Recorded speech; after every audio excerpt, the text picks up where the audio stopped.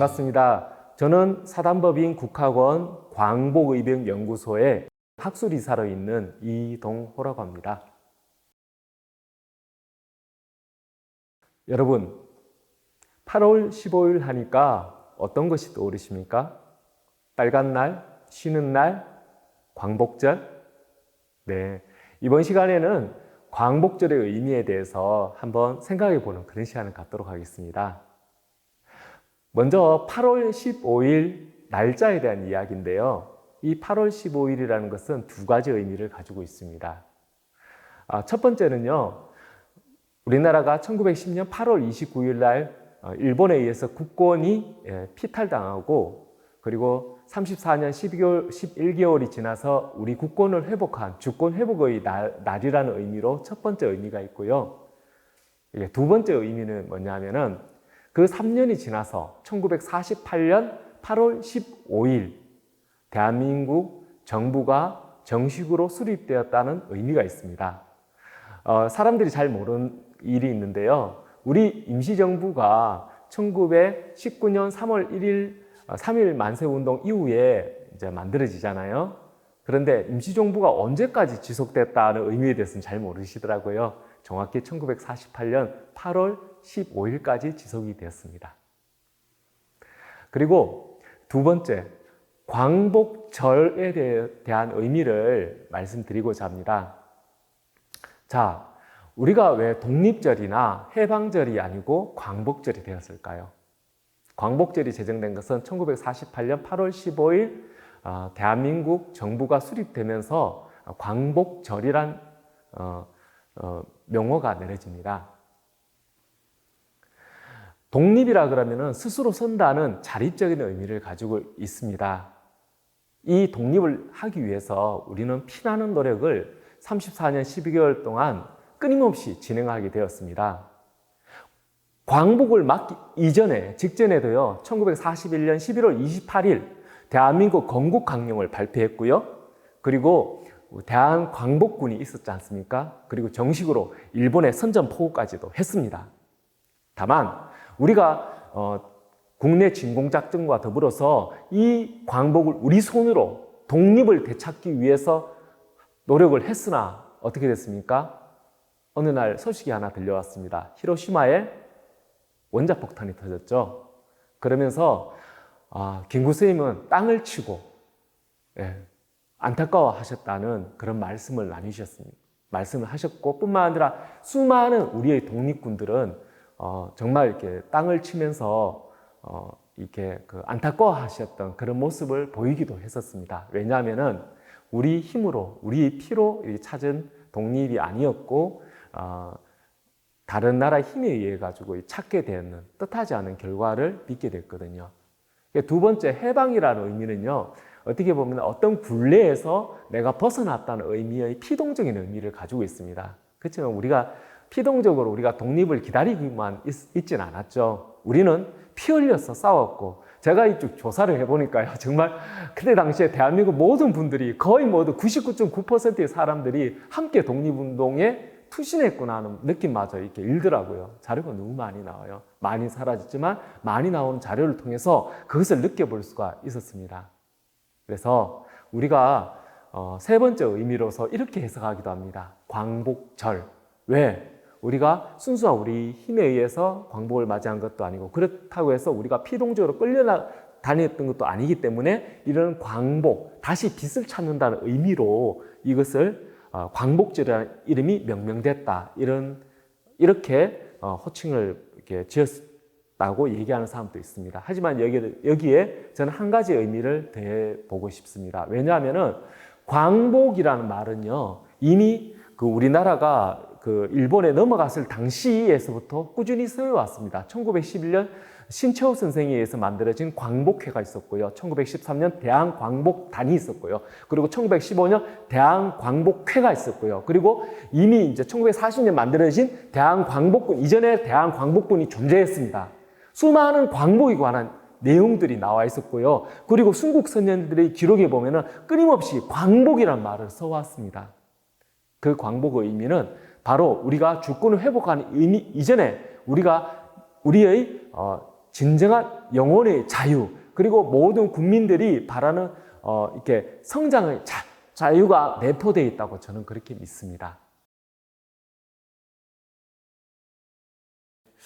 첫 번째는 아무래도 광복을 위해서 모든 것을 던지신 순국선열에 대한 마음을 우리가 갖는 것이 첫 번째라고 생각됩니다. 지금 떠오르시는 분들이 몇 분 이렇게 계신데요. 먼저 우리 그 청주 출신의 의암 손병희 스님이십니다. 우리가 3.1 만세 운동 33인 그 민족 대표자 중에 한 분으로 우리 알고 있지만 사실은 3.1 만세 운동의 구할은 손병희 스님 덕분입니다.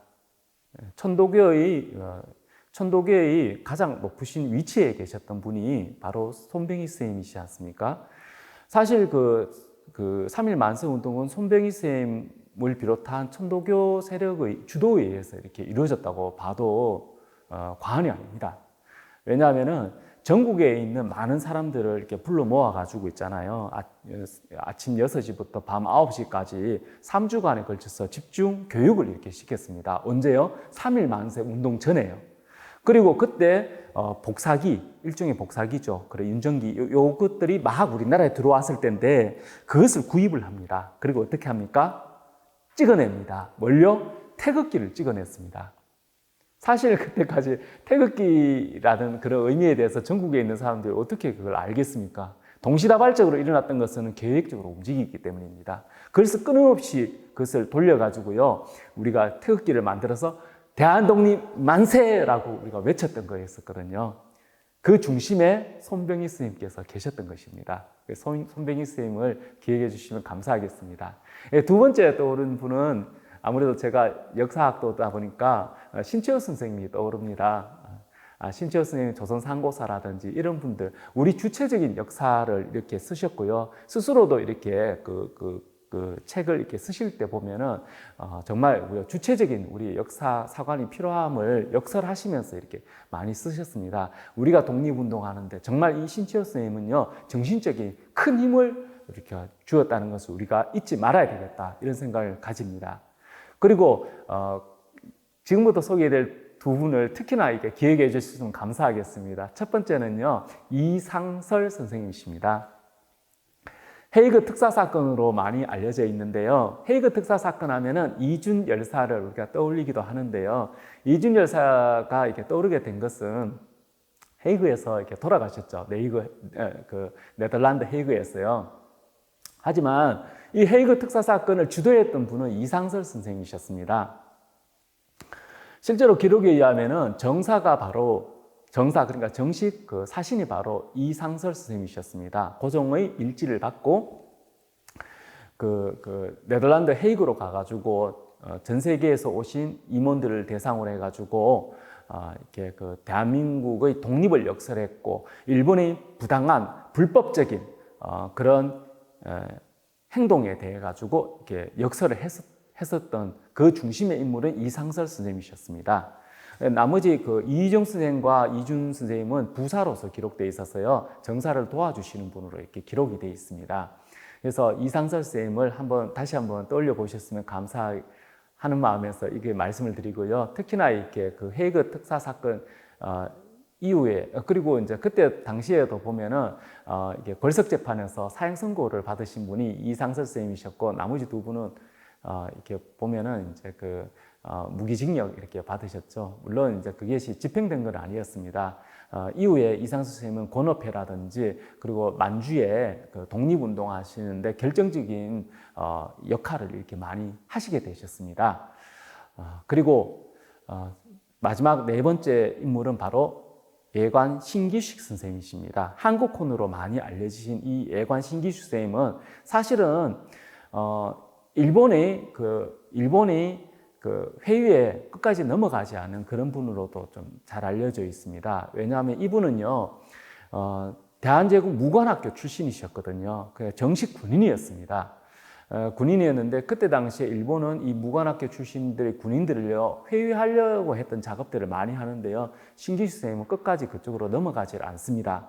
왜 우리가 신기식 선생님을 기억해야 되느냐? 지금부터 그 이야기가 펼쳐집니다. 뭐냐? 상하의 임시정부는 신규 시스템을 기억하지 않고는 생각할 수가 없습니다. 왜?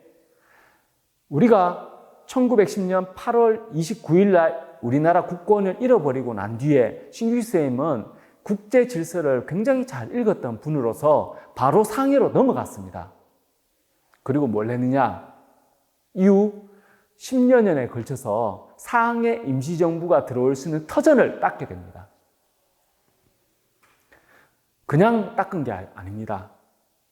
넘어가자마자 내가 할 수 있는 가장 현실적인 방법들을 고민하게 됩니다. 그리고 어떤 사람을 도와주게 됩니다. 그 사람의 이름은 손문, 중국식 이름으로는 순원입니다. 순원의 신의 혁명을 돕게 됩니다.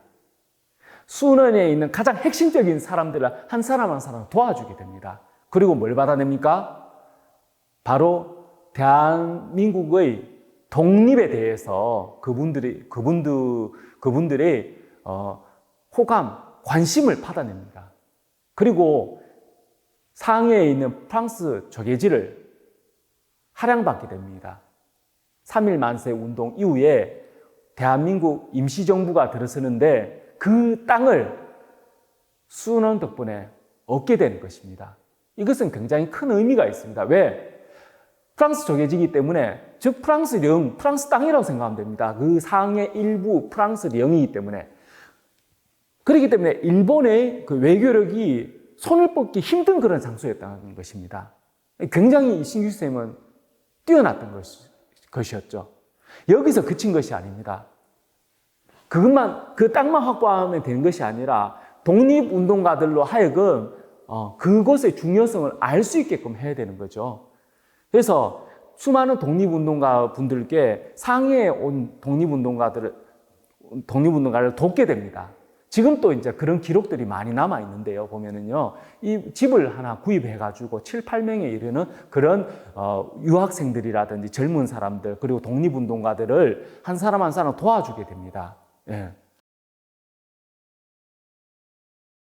저는 그 8.15를 기점해서 좀 엉뚱한 얘기가 될 수도 있겠지만 친일파들도 같이 기억을 해야 된다고 생각합니다. 왜냐하면 기억하지 않는 역사는 반복이 된다는 역사학계 유명한 정설이 있습니다. 우리가 잘 아는 친일파 중에 대표적인 인물 누가 있습니까? 이완용이 있죠. 이완용도 독립협회 회원이었어요. 놀랍지 않습니까? 그런 이완용이 1910년 그 나라를 팔아먹을 때는 최선봉에 듭니다. 나라 팔아먹는 시합을 벌이거든요. 예. 그러면서 단돈 15만 원에 우리나라를 대한민국 거저 바치다시피 해서 국왕을 협박하고 옥새를 빼돌리고 나라를 결국 팔아먹게 되는 거죠. 이완용은요, 정말 큰 부자가 됐습니다. 이완용이 땅이 해방될 때까지 어느 정도였는지 혹시 아는 분 계십니까? 이거 모르는 분들이 정말 많으시더라고요. 1,000만 평이 넘습니다. 1,000만 평. 어떻게 짐작이 되십니까? 그 크기에 대해서. 네. 그 친일파들, 그 해방 이후에 친일파로 명명됐던 1,600명의 그 땅을 보면은 약 1억 평이 넘는데 그 땅의 크기는 지금 현재 그 대한민국 수도 서울의 3분의 2에 해당됩니다. 이완용은 행복했을까요? 더 그렇지도 않습니다. 기록을 뒤져보면 각종 재미난 기록들이 많이 나오는데요. 이완용은요, 죽을 때까지 감시를 받았습니다. 요놈, 요렇게 해놓고 배신하지 않나 하고 일본 제국에 의해서 끝까지 감시를 받았던 인물이 이완용이었습니다. 피곤했겠죠. 힘들었겠죠. 나라까지 거저 바쳤는데. 그 후손들은 편했을까요? 후손들이 무슨 죄가 있겠어요. 그런데 그 후손들은 나중에 어떻게 합니까? 이완용의 그 무덤을 파해가지고요, 불태워버리고, 관짝도 그죠? 불태워버리고 막 그러죠. 그게 무슨 경우입니까? 그런 후손들은 마음이 편할까요? 재산이 있다 한들 그게 무슨 의미가 있겠습니까? 흥국선열에 대해서 말씀을 잠깐 드렸었고요. 그리고 그때 당시 친일파에 대해서 말씀을 드렸습니다. 우리나라가 위기에 처했을 때 정확히 두 부류가 이렇게 나왔습니다. 하나는 우리나라 가장 갑부 중에 한 분이었던 유해영 선생의 육형제는 자신이 가지고 있던 모든 이권을 내려놓고 그리고 신흥무관학교를 만들었습니다. 하지만 비슷한 위치에 있었던 이완용은 나라를 팔게 됐었죠. 우리가 어떤 위기 상황에 처했을 때, 우리나라가 어떤 국군의 위기 상황에 처했을 때 우리의 리더들은 어떤 판단을 하는지에 따라서 우리나라가 어떻게 바뀌어가는지를 우리는 볼 수가 있었습니다. 앞으로 우리나라가 어떻게 바뀌어갈지 모릅니다. 그때 우리의 리더들이 어떤 판단에 따라서 역시 우리의 판단의 여하에 따라서 우리의 국은도 결정이 되리라고 저는 봅니다. 그때 우리는 정말 모두에게 도움이 되고 정말 이 인류 역사, 민족에게 도움되는 그러한 판단을 리더들이 해가길 저는 바랍니다. 광복절 하루만이라도 우리 순국선열에 대해서 기억을 하고요. 그리고 광복의 의미를 다시 한번 되새기는 그런 하루가 되었으면 의미가 있지 않나 하는 그런 생각을 가져봅니다. 정말 우리 그 순국선열이 가졌던 그런 마음들을 되새기는 그런 하루가 되었으면 좋겠고요. 앞서 대한민국 건국강령에 대해서 말씀을 드렸었는데요. 1941년 11월 28일 조소왕 선생에 의해서 이루어진 건국강령 일부를 들려드리도록 하겠습니다. 홍익인간 이화세계는 우리가 추구해야 될 최고의 공리이다 라고 이렇게 말씀하셨습니다. 홍익인간 정신이 가장 뛰어난 이치라고 이렇게 건국강령에 표현을 하셨죠. 뿐만 아니라 백범 김구선생님께서 하신 유명한 말씀이시죠. 전 세계 평화가 우리나라에서 우리나라로 말미암아 전 세계에 실현되길 바란다. 이것이 바로 홍익인간 정신이라고 나는 믿습니다 라고 말씀을 이렇게 하셨습니다. 그러한 홍익인간 정신이요, 놀랍게도 교과서에서는 빠져나갔습니다. 얼마 전에 2021년판 국사교과서 9권을 구입을 해가지고 제가 싹 다 봤거든요. 그랬더니 홍익인간 정신이 싹 다 빠져 있더라고요. 불과 15년 전에 나왔던 중학교 교과서까지만 해도, 고등학교 교과서도 아니고 중학교 교과서에도 홍익인간 정신이 항상 들어가 있었는데 그보다 훨씬 분량이 큰 고등학교 교과서에 홍익인간 정신이 다 빠져 있다는 것을 보고 너무나 가슴 미어지게 마음이 아팠습니다. 우리의 진정한 정신의 광복은요, 홍익인간 정신 회복에 있다고 저는 믿습니다. 국토는 이미 회복되었고 우리가 앞으로 어떻게 나가야 되는가, 우리의 광복절을 맞이해서 우리가 어떤 마음을 가져야 되는가, 그것은 바로 우리나라를 가장 아름다운 나라를 만들어야 되겠다는 의지를 불태운 데 있다고 생각합니다. 가장 아름다운 나라는 바로 김구선생님께서 말씀하신 문화강국에 있다고 저는 믿습니다. 어떤 문화강국이요? 홍익인간 정신을 바탕으로 한 공동체 문화강국이라고 저는 믿습니다. 지금까지 열심히 잘 들어주셔서 감사합니다.